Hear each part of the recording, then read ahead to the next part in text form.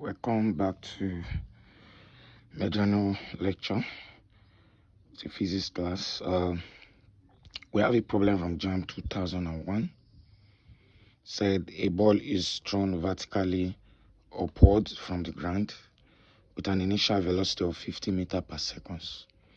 Calculate the highest distance reached, that's the maximum height. All right, we know from the law of motion under gravity, if a body is going up, is against gravity, so acceleration becomes minus g.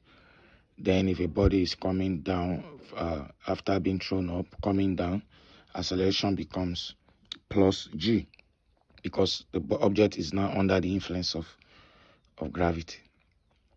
Now, to calculate the highest distance reached, we have options there: 500 meters, 125 meters, 60 meters, and 196 meters. All right, to get the greatest height reached, we must get the total time spent by the ball in the air. Now, to do that, we know that V equals to U plus GT. Either you say AT or GT. We are using the value G because the body is thrown vertically upward. So A is equals to minus G. All right, if the initial velocity is 50 plus minus 10t plus minus 10t, so definitely t will be 5 seconds. So that 5 seconds is the time taken, or is the time spent by the ball in the air. Okay, now to get the distance, the maximum height, which is h, is ut plus 1 over 2 gt squared.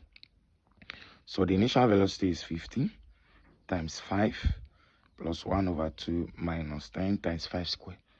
The presence of minus 10 there is because the ball was thrown vertically upward. So A equals to minus G. So we have 50 times 5, you have 250. Then 1 over 2 times 10 times 5 square, approximately 125. So you have 250 minus 125. You still have 125.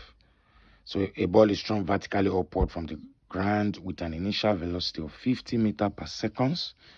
So the correct answer, if we are to get the highest distance reached, A is 500 meters, B is 125 meters. So the correct answer is 125 meters. Thank you for watching.